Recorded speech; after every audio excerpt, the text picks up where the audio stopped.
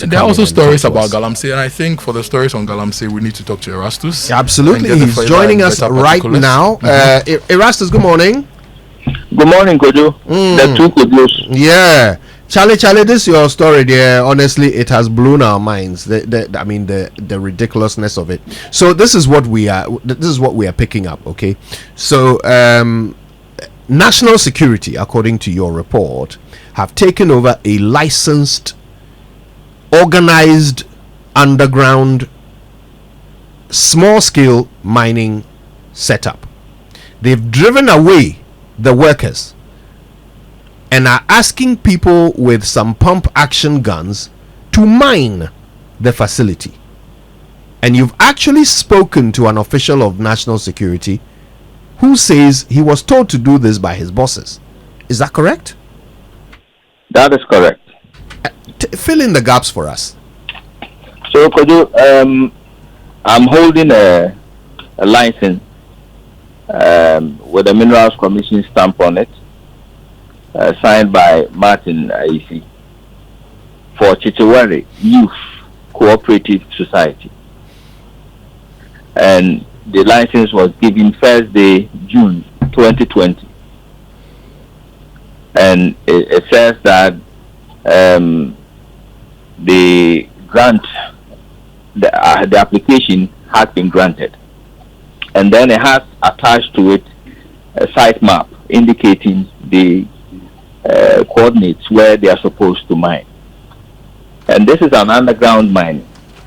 When you go to the ground at Akatechisu, they have set up facilities, very organized. I have not seen that before.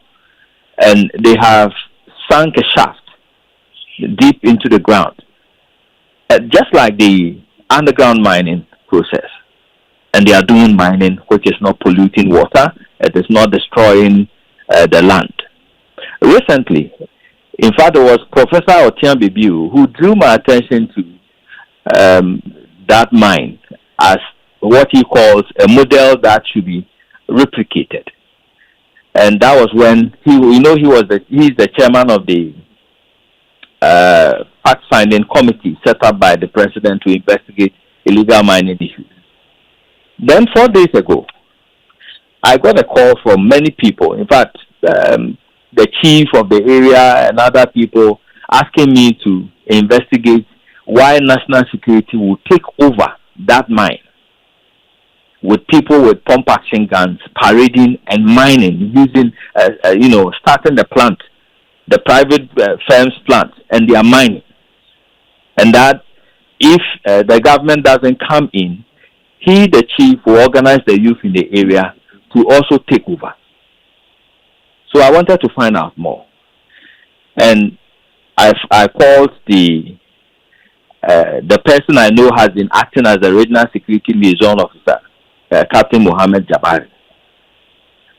So when I called him, I asked him about whether he knew about national security takeover of that mine. And he said yes. In fact, he ordered for that mine to be secured, in his own words, to be secured. And that he said there were disturbances in the area about who owns the mine. And so the youth were fighting over that mine, and people had gotten injured. And so he has been ordered from national. In fact, he said there was a team of soldiers that came from Accra, and they were asked specifically to close the mine and secure it until the case has been adjudicated. I said, fine. But why are they mining? The team you placed there, why are they mining? And then he said he's not aware of that, so he's going to call me back. But then I asked him, the team who you have placed there, they are wielding pump action guns. So who are they? Are they military or police? Then he said they are national security officers. So I got a bit confused. So I asked him again, who ordered them? That operation, you say, happened. Who ordered it? He said the operation was led by one Colonel Kui from Accra.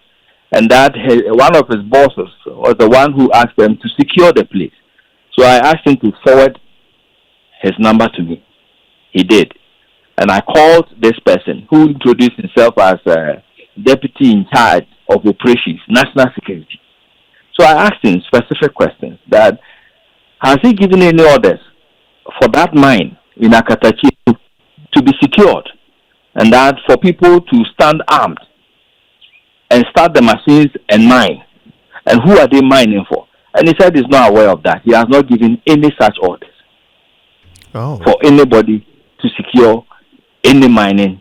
And that he told me that what he sent men to do in Asante region was a problem at Akokere, where miners were engaged in a clash which got people injured. And Akokere is very far from Akatecheso.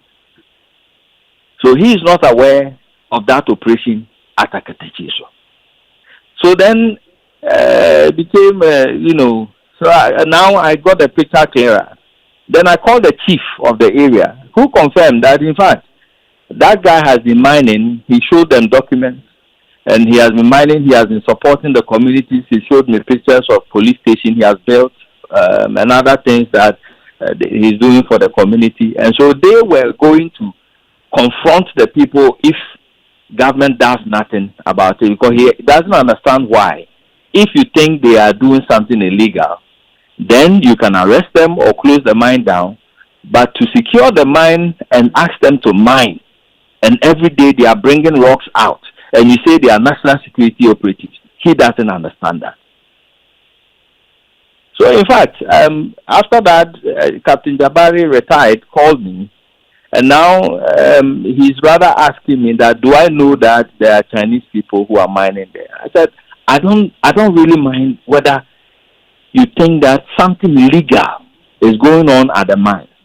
And so you have moved in as national security and you have closed it down, or you are taking action. I will support that 100%. But to say that you have secured the place, and then your men who are there, they are not policemen, they are not military men, they are people with pump action guns. I don't know whether the national security uses pump action guns. And they are mining. So who are they mining for? National security or government? And that is my problem, could you? So what's the last communication from this retired Colonel Jabari on this matter? What is his final position? Has he explained why mining is going on? He hasn't. And from his last position, the way I know, he was trying to deny that he has any knowledge of mining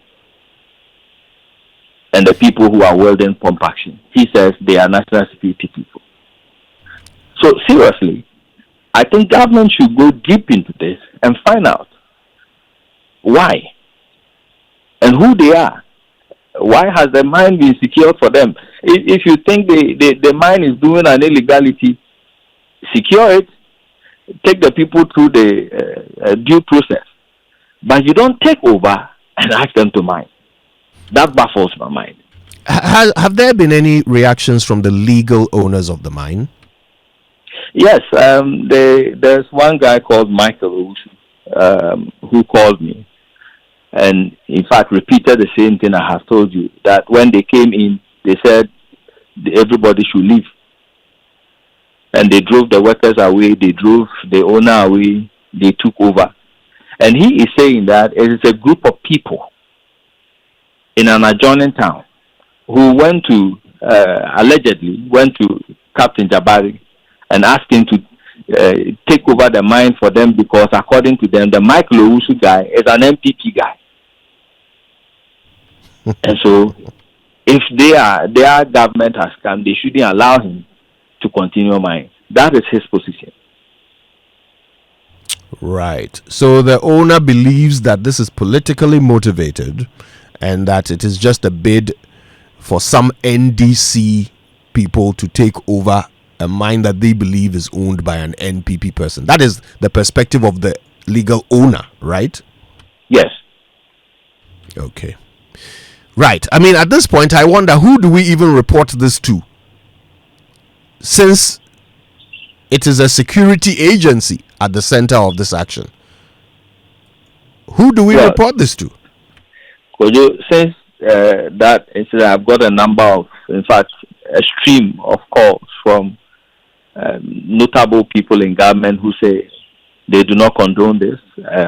They will have to investigate, and if anybody is found culpable, they will be dealt with. And that's what we are expecting. Okay, so Colonel Retired Jabari says he has no knowledge of mining taking place there. But since you had this conversation with him, it's been more than 24 hours. Mining is still continuing, is it not? As at the time I checked late yesterday in the night, mining was still ongoing. The people were still patrolling the mine with pump action guns, and they were mining. So not only is he unaware of the mining, but he's also unable to stop it? It will shock me, Kojo, that a national security liaison officer will secure a mine and will be unaware that the men he has placed there are mining. It will shock me. Well, we are certainly shocked. We're also grateful to you for your update, and we know you'll keep your finger on that particular pulse and keep us in the loop as the story unfolds. Thank you, Erastus. Grateful, Kojo. Right, we must apologize for not bringing you the BBC News at 7, which is normally by the kind courtesy of Fidelity Bank, believe with us. I'm sure you understand why. Yeah, we needed to talk to Erastus for this issue. Update. Yeah. Now, Kojo, what this signals is that we need to get a proper direction from the government as to what they are using to fight Galamsey. Remember, the previous government had Operation Vanguard, there was Galam Stop, there was Ministerial Ad Hoc Committee, there was Operation Halt. There were so many operations at a point we didn't know what to follow. We need a proper direction. So if there is anything to do with Galamsey security issues, this is who you are talking to. This is the office handling it. We cannot have people working under the the tag of national security, national to do their own thing. So, Honorable Amakofibwa, you need to let Ghanaians know you are fighting Galamsey. You've launched the the water guards team. What else are you using to fight Galamsey? Let it be clear, so that if somebody is also doing his legal business, nobody can come and just misbehave. We need that clarity. You see, for a democracy, I think we have far too many men with guns walking around doing what they like. For a democracy, there is far too much of that. We have all these state institutions and we are arming them all. Recently, I heard we armed the Forestry Commission too. In other parts of the world, before you put a firearm in someone's hands, you do all kinds of checks to determine what kind of human being this is, that you are putting the power of death in his hands. Not only, evaluations of the person's, track record and history and affiliations and all of that, but also even a psychological evaluation of a person before you put a gun in his hand. Yeah. Because that same thing which is supposed to protect society can be the weapon with which society is decimated if it's put in the wrong hands. Yeah. There are some people who should not have guns, but we have decided that our national security must be armed. They must have an armed force, and they must be able to go into areas and carry out operations. It's not enough that we have police. It's not enough that we have military. It's not enough that we've armed the Forestry Commission as well. No. National security must also jump into the fray. And now they are mining. They are mining.